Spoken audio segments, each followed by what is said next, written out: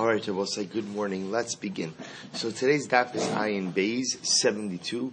We are picking up on Ayin Aleph Amud Beis 71b, and let's actually just pick up. Let's pick up again at the two dots on Ayin Aleph Amud Beis. We started there yesterday, but we ran a few lines. But past that, but we'll pick up from here again. So remember, the Mishnah said, "Ganav mishal aviv v'talachu machar." So the Gemara says this is 2, 4, 6, 8, 10, 12, 14, 16 lines up from the bottom. So Rav Nachman. So Rav asked the following kasha of Rav Nachman: Ganav shor shel shnei shutvim. If a person, we'll call him Ruvain. Actually, we'll call him Ruvain. Ruvain went ahead and stole a shar that was jointly owned by two partners. We'll call them A and B. And what happened? Utvacho, so he stole it and he slaughtered it, which means that at this point in time, technically speaking, he's chayiv to arba v'chamisha, to the 4 and 5 time penalty payment. V'hoda le'echad mehen. But then he goes ahead and admits his liability to one of the partners. So let's say he goes ahead, he admits his liability to A.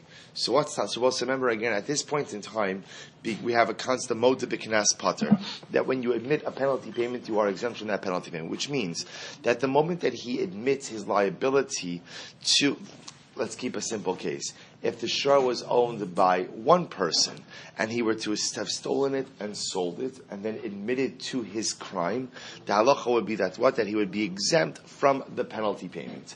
So now the shaila is, he admitted the penalty payment ultimately again to one of the partners. So what's the shaila? Mahu chamisha bakar amrachman levelo chamish chatzai bakar. This presents an interesting case. Why? Because at this point in time, so let's say he was moded to A. He admitted his crime to A, but not to B. So technically speaking, because he was moded to A, he does not owe a 4 or 5 time penalty payment to A. But the shaila is, does he owe it to B? Does he owe it to B? Is there such a thing as a partial 4 or 5 time penalty payment? That's the shayla. So Ma'u chamisha bakar nachman avlo chamish chatzai bakar. So the Torah says no, you have to pay. The only time the Torah mandates a knas is when it's chamisha bakar, when it's 5 times the amount of the principal. But if the amount of the principal has been halved effectively because you've admitted your liability to one of the partners, then such a liability does not exist. Oh dilma chamisha bakar nachman avlo chamish chatzai bakar. Or maybe in the Torah you have to pay the 4 or 5 time penalty payment. That means whether it's the full 5 times or half of the 5 times, meaning whether you're paying 4 or 5 times on the full principal, or even if you're paying it on half of the principal. So we'll say, so this is the shaila that Rava asked of Rav Nachman. To which Rav Nachman responds, Amalei chamisha bakar amrachman v'lo chamish chatzai bakar. To which Rav Nachman said, no, the 4 or 5 time penalty payment Rabbi say only applies when you are paying 4 or 5 times penalty on the entire principal. But if already half of the 4 and 5 time penalty payment has been forgiven, when we say forgiven, because moda b'kinas pater, right? You've gone ahead and you admitted your liability, therefore you are exempt. Therefore, Rav Nachman suggests the entire 4 or 5, the remainder of the 4 and 5 time penalty also what? Also falls off. And therefore, all you would be chayiv in that particular case is to pay for the general theft. So that's Rav Nachman's answer. First wide line I will say Ayin Aleph Amud Beis 71b. Se'esvei. So Rava raised the kasha. Ganav mishalav v'tavachu machar.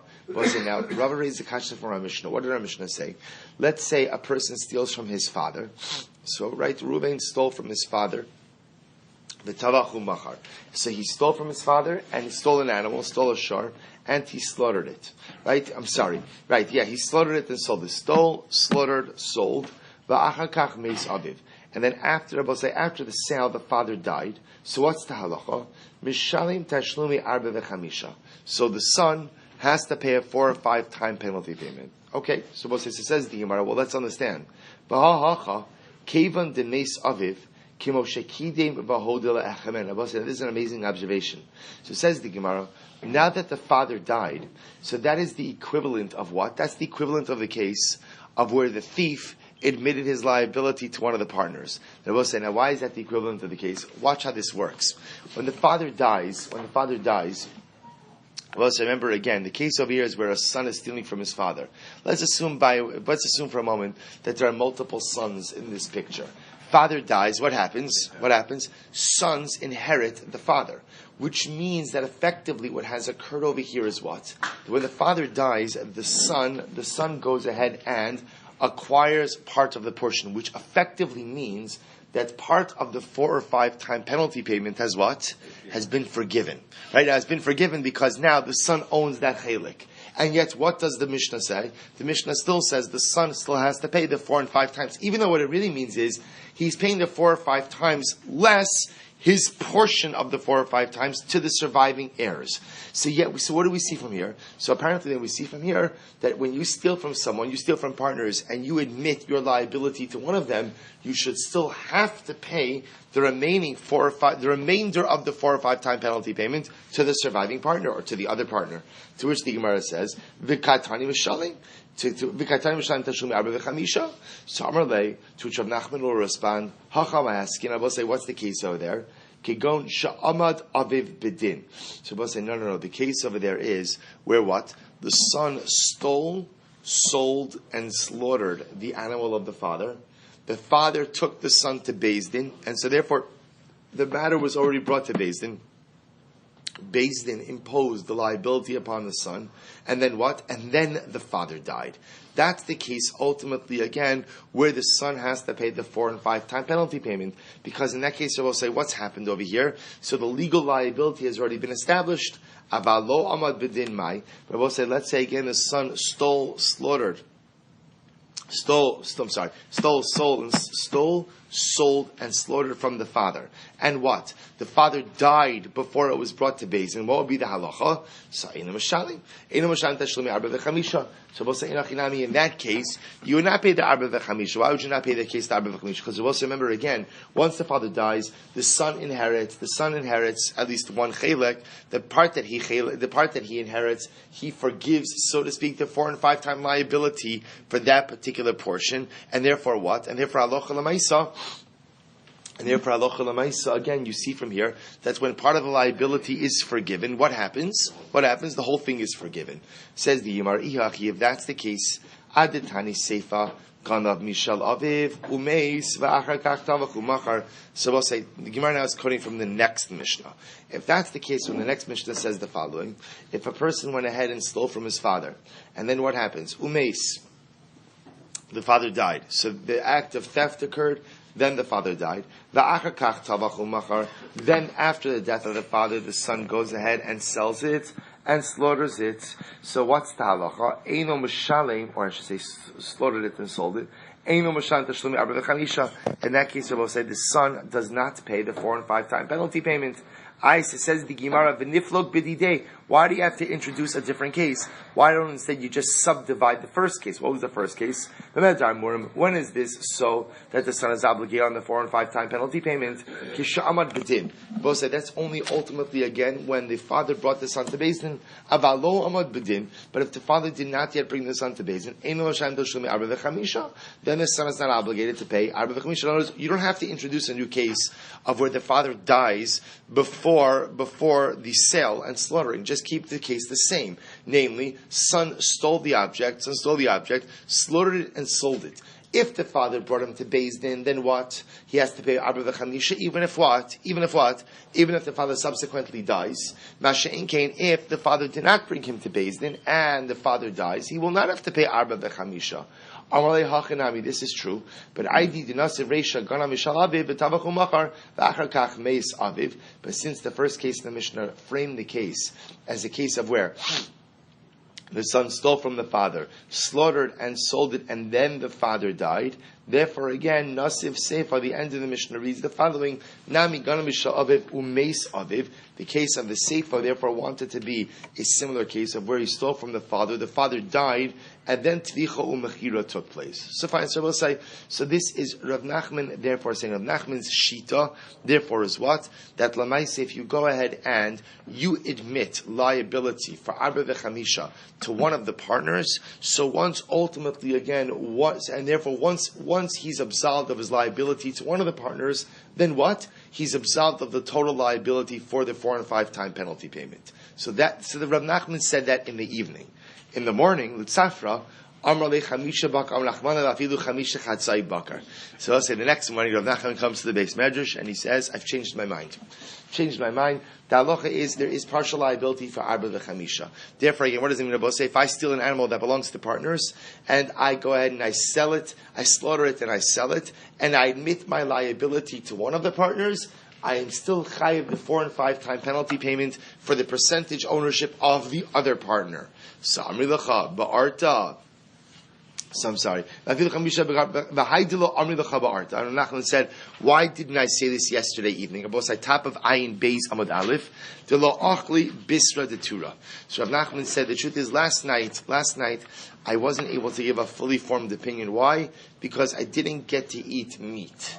And we can all relate to this, right? We can all relate to this, right? So what does this mean? I didn't get to eat meat. So Rashi says, it's an expression. De lo achli bisra de Tura, lo diktakti tamo shal davar. So both say this apparently was an expression that meant I didn't get to chew on it. In other words, that I didn't have the time to sufficiently think it through. You know, when I gave my answer last night, so I gave my answer, but then essentially I was able to think this through a bit more and realize that my approach was flawed. Both say there's an incredible musar in this statement in general. There's an incredible musar about the need to go ahead and think things through before we say them.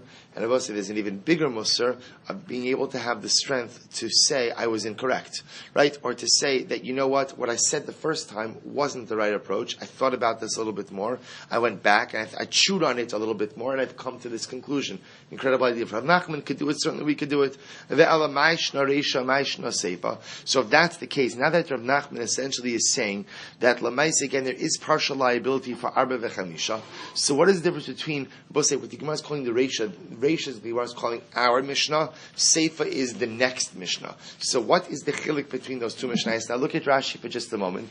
Umayshna Seifa, Kevan de Reisha Filu lo Amad Bedin Kamma Rachmana, de Chamisha Bakar, Vafilu Chamisha Chatzai Bakar. So we'll say, now that we've established that our Mishnah teaches us that Lamaisa, number one, even if there wasn't a formal Hamad Bedin, in other words, even if the father did not take the son to Beis Din, ultimately, again, there's an obligation for Arba v'chamisha. In other words, even if the father dies before having the ability to take his son to Beis Din, they could still prove a liability for Arba v'chamisha even after the death of the father. And now that we've also proven that's what? That there is partial liability for Arba v'chamisha. So, for example, if you were to go ahead and steal an animal jointly owned by partners, and you were to go ahead and admit your liability to one of the partners, as much as you are putter from the Arba v'chamisha liability to that partner, you still have the Arba v'chamisha liability towards what?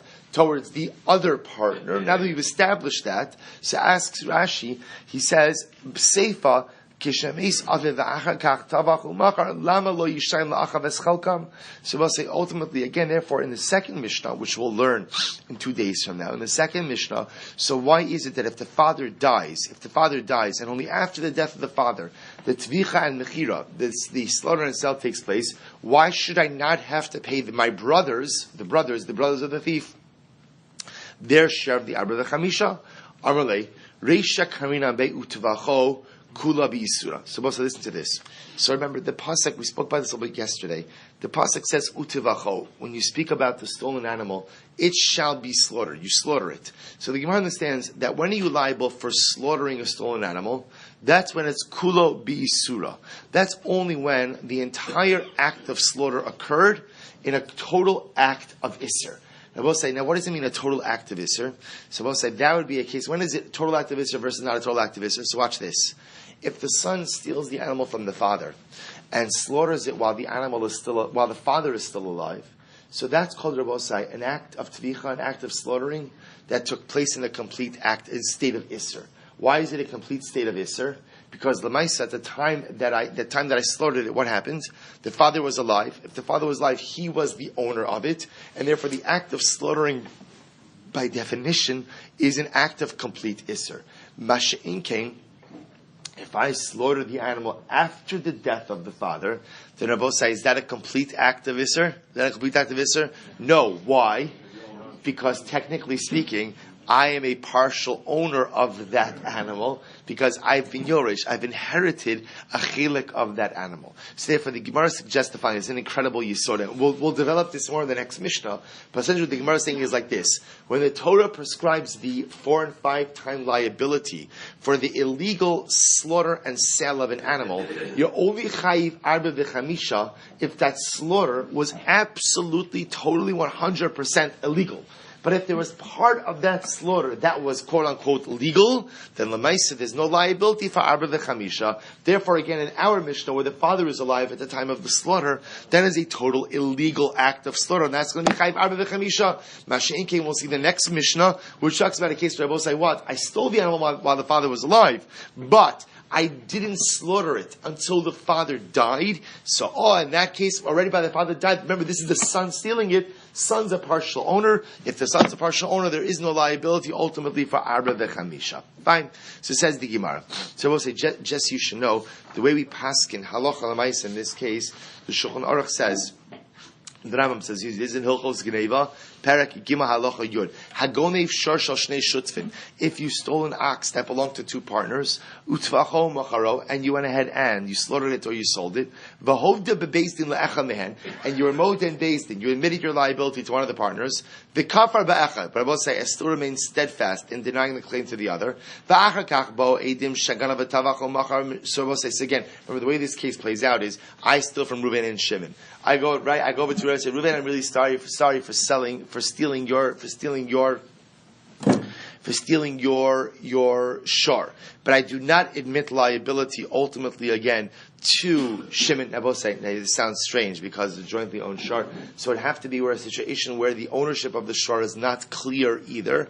Then witnesses come along afterwards and testify to the fact that I stole the shor that also belonged partly to Shimon. So Rambam Paskins, Mishalim Lezesh Shekavrabo Chamisha Chatzai Baka Va'arba Chatzai. So the way we paskin halacha l'maisa bosa is that there is partial liability for arba v'chamisha. So, for example, if you become putter on part of a claim of a principle, right, of a stolen object, l'maisa again you can still be liable for partial arba v'chamisha. That's how we paskin. Fine. Says the Gemara, which is what Rav Nachman said at the end of the day as well. Rav Nachman, after he got to chew on it, came to this same realization. Weiter. So Amrli Rav Chavivi mechozno Rav Ashi. So Rav Chavivi, I'm sorry. So the different mask over here, Shochiv and says Treifa. Amrli Chavivi mechozno Rav Ashi. Shma mina. So what do we learn from here? So what do we learn from here? Se'ina l'shchita el lebasof. Supposed to listen to this. So the Gemara says, remember, we are talking about look at Rashi, Shmamina. Rashi says over here, Shmamina, Mediktani masnisin ashochet chulin ba'azar achayv. So we'll say one of the cases of the Mishnah is that if I take an unconsecrated animal into the Beis HaMikdash and I shecht it, so let's say, one more step. I steal an animal, I take it to the Beis HaMikdash, and I slaughter it in the Beis HaMikdash. So we'll say that is a case of what's called chulin ba'azara. Right? That's a prohibition. There is a prohibition of shechting unconsecrated animals in the Beis HaMikdash. So the Mishnah said that even if I do that, I am chayiv arba v'chamisha. I'm chayiv the 4 and 5 time penalty payment. Now the novelty, of course, in that is that there is liability for shechting unconsecrated animals in the Beis HaMikdash, but nevertheless I will still be chayiv arba v'chamisha. So says the Gemara, Rav Chavivi of Chozna says Rav Ashi, Shma mina, learn from here what? Eino l'shchita el lebasof. Rabbi said, now we're going to get into a fascinating machlokes. When is shchita considered to have occurred? At what point in time do we say a shchita is considered to have occurred? So Rav Chavivi of Chozna said to Rav Ashi, see from here that what? That shchita is not considered to have occurred only until the end. Until the end of the act of shchita. Rashi says over here, Eino l'shchita el lebasof, hilchach, kol Kamma de tavach, de marika tavach, so we'll say it appears that an act of shechita is only considered to have occurred at the end of the act, and therefore what? Therefore, I will say again, therefore, the entire time that I'm going in and shechting this animal, I'm slaughtering an animal that belongs to someone else. The animal only becomes usher as chulin shenishchetu ba'azara at the end of the shchita. Now this will make sense in just a moment.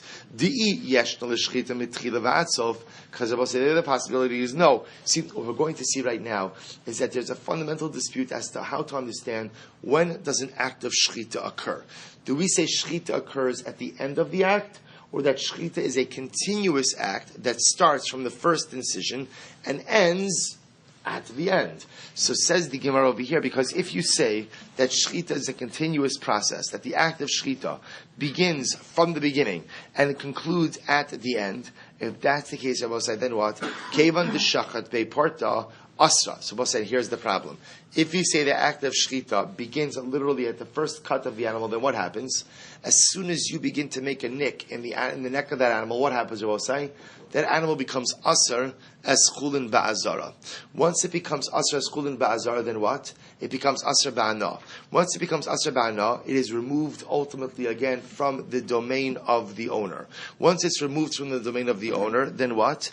Then I can no longer be chayiv arba v'chamisha for an act of slaughtering. In other words, the only time you become chayiv for an act of arba v'chamisha is if you slaughter an animal that belongs to someone else. But if technically speaking that animal has been removed from the domain of the other, then l'maisa, again, there is no longer an arba v'chamish liability. So listen to how profound this is. So says the Gemara, it must be that the Mishnah subscribes to the idea of eina l'shchita el lebasof, that shchita only occurs at the end of the act. Therefore, therefore, when I bring I steal an animal from Ruvain, I bring it to the Beis HaMikdash, I'm slaughtering it, unconsecrated animal in the Azara. So it must be that what? That really the animal doesn't become Asr as chulin ba'azara until when? Until the end of the act. The good news is, so to speak, that before the end of the act, I've already been slaughtering the animal of Ruvain, which means what? That the liability for Arba v'chamisha has already come about, and by the time that the animal becomes Asr as chulin ba'azara, at the end of the shchita, I've already incurred the liability of Arba v'chamisha.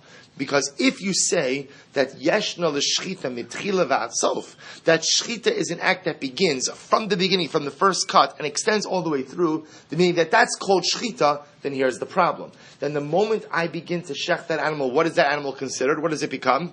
It becomes chulin ba'azara. If it becomes chulin ba'azara, then it is already asr. If it's already asr, then it turns out that what? I've done something asr, but what? I have not shechted a stolen animal. I've shechted an asr animal, chulin ba'azara animal, but not a stolen animal. Therefore, there will be no liability of arba v'chamisha. Amazing. How long is this act? 3 seconds. 3 seconds. The act itself is very short, but the shaila is shchita called the end product, or is shchita called the beginning of the process? That's the fundamental yisod. So it says the Gemara, idach. I'm sorry, I'm going to Rav Huna the Rava. So Rav Huna, so we'll say, so this again, so remember, Rav Chavivi of Chosno is just saying, the fact that our Mishnah says that you are chayiv arba v'chamisha for going ahead and shechting a stolen animal in the Azara tells us that our Mishnah must reflect the view of ein l'shchita el lebasov, that the act of shchita only occurs at the end of the process. So Rav Huna Berei Rava, so Amarli Rav Huna Berei Rava, ki Kamma chayiv ahu porta. To which Rav Huna Rava says, no. When do you become chayiv ultimately again for the arba v'chamisha bosai? You become chayiv already for the first little nick. In other words, that even if you hold yeshna l'shchita mitchila v'atsof, the idea, the liability for arba v'chamisha could be generated mamish at the very beginning, at the very moment at the beginning of the shchita. Amarli Ravashi lo titchi. Amarli Ravashi lo titchi.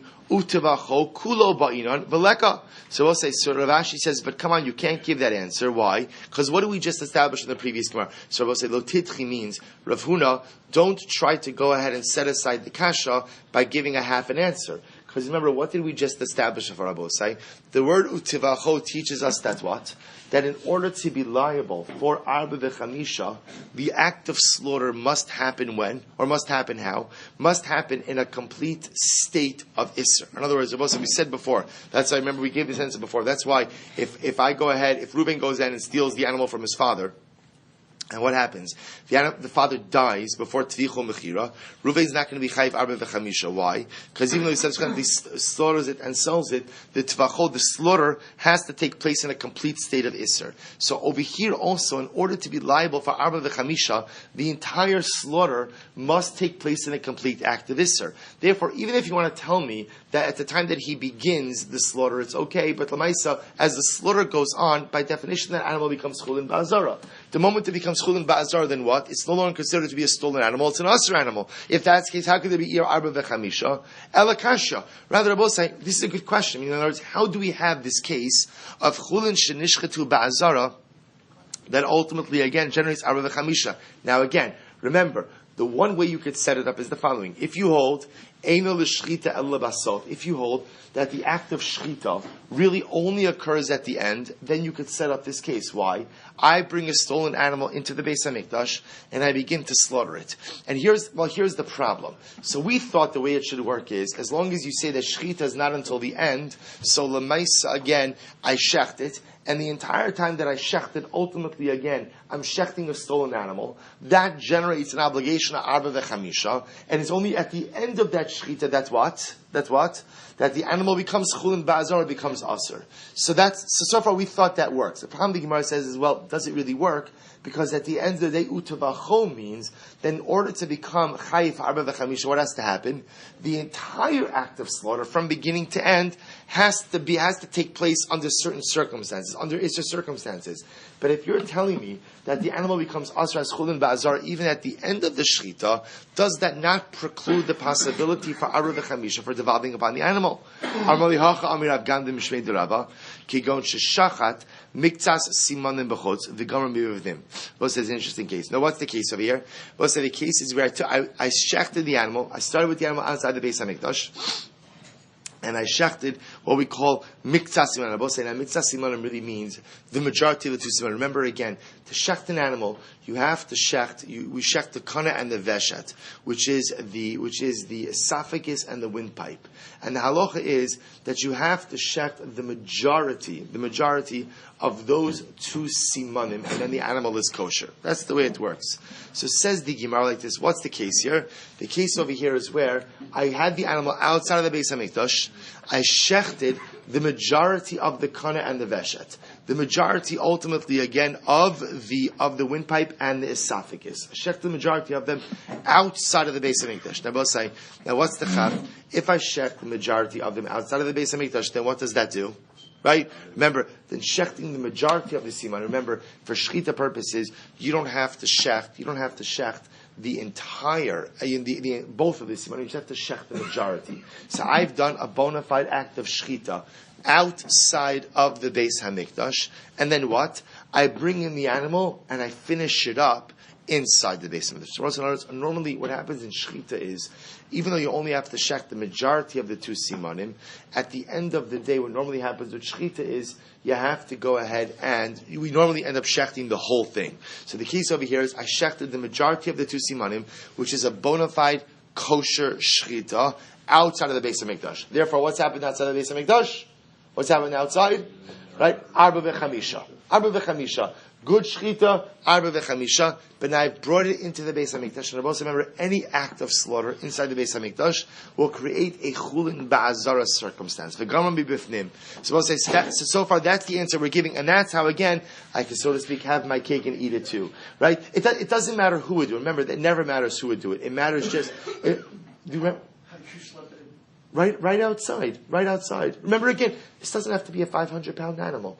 Right? Remember again, this could be a little shepsel, right? This is a 15-pound sheep that I'm taking from the outside, I'm bringing it right inside. And remember again, I both say, don't get caught up in the mechanics of how or why. All we need to do is figure out a case where it could work. So therefore, again, I'm slaughtering it outside. Rov of the simanim generates an obligation of Arba V'Chamisha. I bring it inside, finish off the shechita. That's Chulin Ba'azara. So we'll say that's the case where the Maisa, again, I can be Chayiv for Arba V'Chamisha and for Chulin Ba'azara afterwards. Amar Reb Shimon, Mishum Rabbi Levi Saba, Eino l'shchita el basof.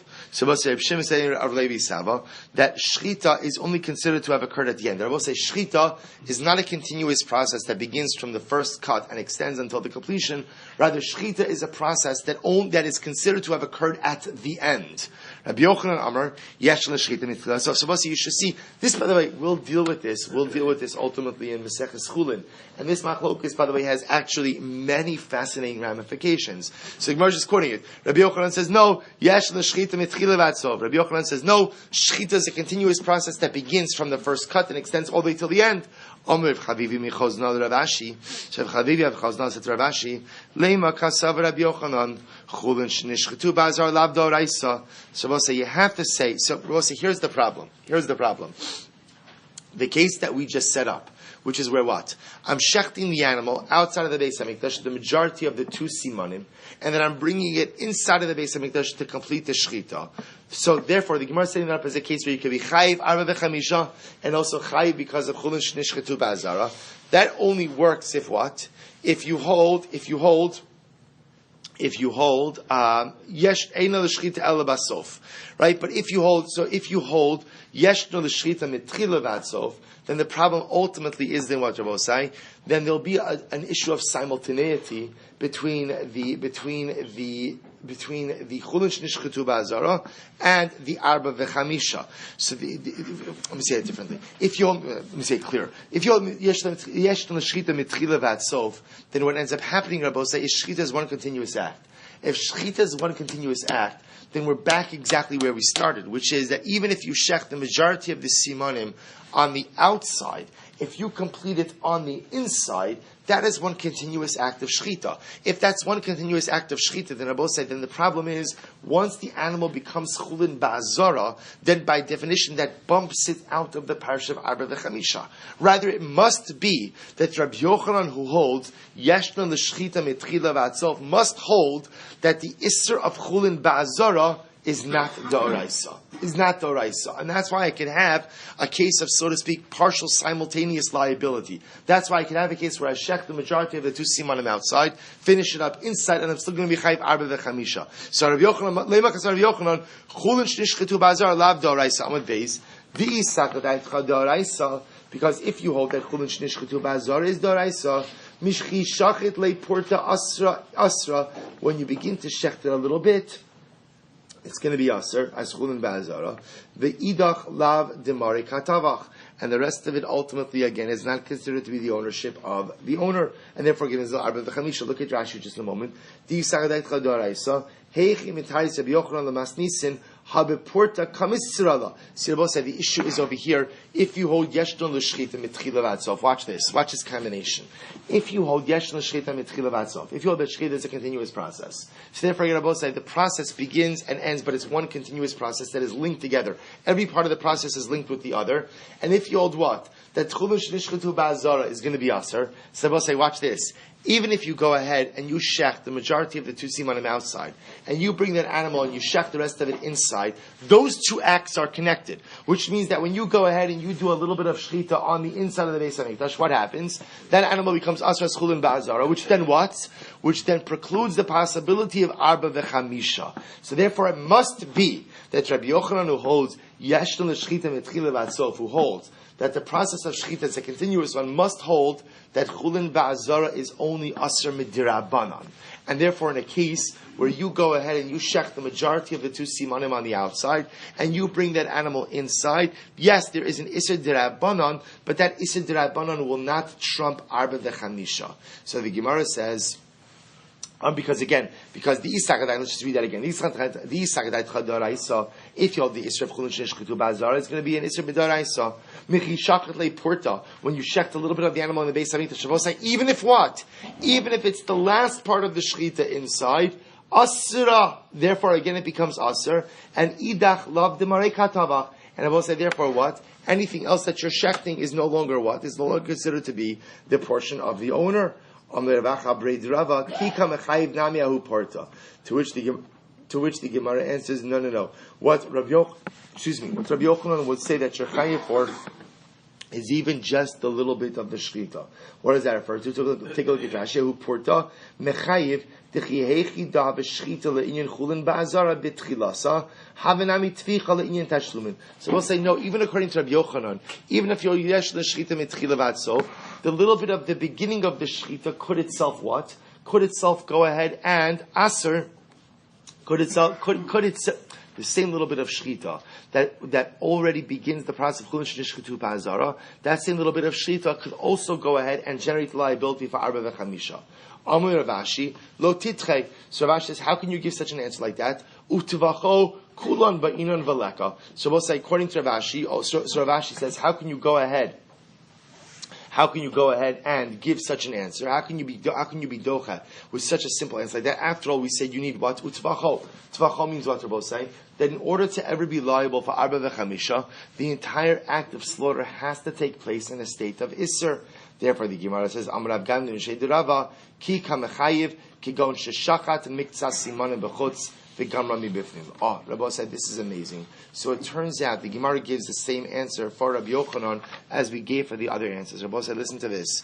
Whether you hold yeshna l'shchita mitchila v'atsof, or you hold eina l'shchita ela lebasof, right? So ultimately, again, the same answer will work to establish the liability of the case of chulin ba'azara. In other words, I will say that once, if you go ahead and you take this animal and you shech the majority of the two simanim on the outside, which is a proper, valid, bona fide shchita, then you bring this animal on the inside to finish up the shchita, everyone will agree that you will be chayev for arba v'chamisha, and you will be chayev for chulin shenishchatu ba'azara. Why? Because if you hold yeshno l'shchita mitchila v'atsof, if you hold that shchita is one continuous process, that is true, but you've done a bona fide act of shchita outside of the Beis HaMikdash, and therefore you're chayev arba v'chamisha. It is true because shchita is a continuous process, then what? You'll still be chayev for the additional slaughter you do on the inside.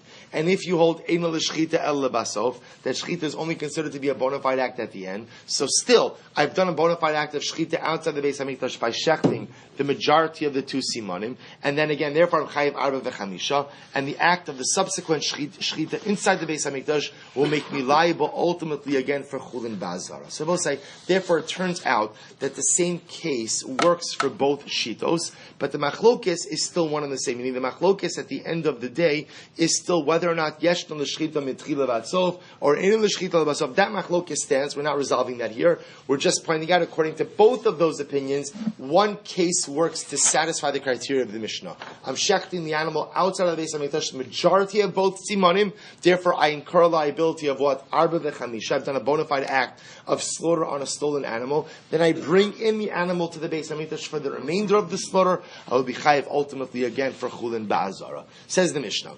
Ganav api shnai v'tavachu machar api shnai. Supposed to listen to this case. I stole an animal, and there are two witnesses that came and attested to the theft. So what happens? V'tavachu machar apihen. And I will say the same two witnesses go ahead and testify that's what? That I slaughtered it as well. So the same two witnesses testified that I stole it. Same two witnesses testified that I slaughtered and sold it. V'ninsu zomin. Those witnesses were found out to be Eidim Zomin. So what happens? They say Eidim Zomin. Remember again, Reuven and Shimon testified that they saw me steal, and then subsequently slaughter and sell the animal. Then it turns out two other witnesses come and say to Reuven and Shimon, Imanu ha'yisem, you could not have seen what you are testified that you saw because you were with us at a different place. It became Eidim Zomin. So I'll say, so remember again, the Chidush of Eidim Zomin is reciprocal punishment, right? Va'asisem lo ka'asher zamam. You do to the punishment of the witnesses was you administer upon them the punishment they sought to go ahead and give to the defendant. So therefore, again, I will say in this case, based on the testimony of these witnesses, what would I have been chayiv? I would have been chayiv arba v'chamisha, right? For an act ultimately again of stealing and slaughtering. Therefore, mishalmin hakol. Therefore, these Eidim Zomin will have to pay arba v'chamisha. Ganav api shnayim. We'll say if I went ahead and I stole, and there were two witnesses who saw the theft, Right? But what happens? Then there were two other witnesses who saw the Tvicha Mechira, saw the slaughter and the sale of the animal. And we'll say both set of witnesses become Eidim Zomim. So both say, so what do they each have to pay? So the first set of witnesses have to pay kefel, because both remember, based on their testimony that I stole, I would have been chayiv kefel, right? Double payment. Therefore, the first set of witnesses have to pay kefel. And they will say the second party, the second set of witnesses have to pay a 3-time penalty. So we'll say, so what's the pshat 3-time penalty? Based on their testimony, I would have had to pay what? Arba v'chamisha. So we'll say, remember again, when you pay arba v'chamisha, you don't pay kefel. Right? So we'll say, remember again, so you only, remember, where there's a liability of arba v'chamisha, kefel gets swallowed up into that. Therefore, again, there can never be more than a total of 4 or 5 times of the principal paid back to the owner. Therefore, in this case, pay back to the defendant. So therefore, I will say, if the first set of witnesses will be chayiv kefel, then at most, the second set of witnesses could be chayiv is what? Is gimel. So the Gemara said, nimtzu achronim zomin. So we'll say, listen to this. Let's say, however, in this case, only the second set of witnesses were found to be Eidim Zomim. Remember, the second set of witnesses were the ones who testified that what? That I slaughtered and sold the animal. So who mishalim teshlumi kefel? So we'll say, and I remember, in this case, interestingly enough, the testimony of the first witnesses is still intact. Right? So therefore, the first witnesses testified that's what? That I stole. So I'm still chayiv kefel. Vehein mishalim gimel. Teshlumi gimel. But the second set of witnesses, right, who lied about the Tvicha and Mechira, they'll have to pay Gimel. Echel min achronim zomin. So we'll say, what happens is another interesting case. Let's say again, same case, 2 witnesses testify that I stole, a second set of witnesses testify that I slaughtered and sold. And then what happens? One of the witnesses of the second group become Eidim Zomin. So we'll say, so remember again, in order to impose a reciprocal Zomin punishment, both of the witnesses have to be Eidim Zomin. In a case where only one of the witnesses remained Eidim Zomin, then what? Batla Eidus Shnia. So we'll say, if only one of the witnesses became Eidim Zomin, then again, you can't impose the reciprocal Zomin punishment, but the Eidus itself, the testimonial unit, is Batal. So, right, Batla Eidus Shnia. Well, let's listen to this case. Let's say one of the witnesses from the first group, that's the first group that claimed that I stole the object, became an Eidim Zomin, became an Eid Zomin. So, Batla Kola Eidus. Shem in Geneva, ain't Tvicha ve'mechira. Well, so this is fascinating. So remember again, if one of the witnesses from the first group, whether the whole group, both witnesses or one of the witnesses from the first group becomes disqualified, then what? Then not only is the first group disqualified, but that automatically disqualifies what? The second set of witnesses on. Now, both, I want to be clear. It doesn't make the second set of witnesses into Eidim Zomin. It just what? It just disqualifies their Eidos. Why? Logically. Because if there's no Eidos on the theft, then what? Then there can't be Eidos on the Tvicha u'mechira. So therefore, once the Eidos on the theft is disqualified, then, because remember, both sides, now, there's still Eidos that what? That I sold and slaughtered. But what? Fine. I slaughtered my own animal. Right? Meaning, if somebody comes along and says that I went ahead and I slaughtered a chicken, shkayach, it was my chicken. So the idea over here is that if there's no edus about the theft, so if the edus of the theft has been disqualified, either because both edim have become edim zom, I don't even need that. All I need is one witness of the set to be disqualified. Then by definition, the edus on the tvicha mechira falls away as well. So let's just begin this next section. This is amazing. Itmar, eid zomim. I will say, listen to this. When a witness becomes a zomim, right? When a witness becomes disqualified, this is fascinating. Abayi amar lemafreyahu nifsal, Rava amar mikano lahabahu nifsal. Well, so listen to this machlokes. This, by the way, this has earth-shaking ramifications. When a witness becomes an eid zomim, so both say, how do we gauge the disqualification? Abaye says, when you become an eid zomim, that disqualification is retroactive. Rava says, the disqualification is only what? Mikana lahaba, from this point going forward. Now, said, look at Rashi. Now, what does this mean, retroactive? The obvious kasha is what? Retroactive to when? Right? How far back are we taking this? So watch this. Says Rashi, the mafrei nifsal, heyed b'nisan, v'huzam al edus zubiyah. So let's listen to this. Let's say Reuven gave edus in Nisan, and he became an eid zomim in Iyar. So in other words, he gave the testimony in Nisan, and he became an eid zomim about that testimony a month later. In Iyar, kala edil shehed ben sayim psulos, The Mishashay Eduzot. Also, listen to this. So let's say in Rosh Chodesh Nisan, Reuven shows up in Beis Din, gives testimony.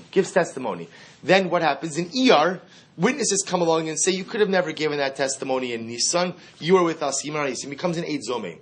And subsequently, between that testimony in Nisan and between this Hazama in ER, he's signed on a whole bunch of shtaros, or he's gone ahead and he served as a witness. Abaye says, anything he has done from the time that he gave that original, now it turns out to be false testimony in Nisan, is all disqualified. All of that is disqualified. Rava says, no, not true. Only mikanu lahaba. He's only disqualified from what? From the moment that he's proven to be an Eid Zomim. From this point forward, he's an Eid Zomim, but we do not extend that status backwards. We'll stop over here. I told you, earth-shaking machlokes. Hopefully you could sleep tonight. But Amir Hashem, again, we're going to continue with it, Amir Hashem, tomorrow. So Eid Zomim, once he's told a lie, he's not believed forever. It's not just the lie. I mean, there's a process of Hazama. It has to be proven that he could not have witnessed what he saw you witnessed.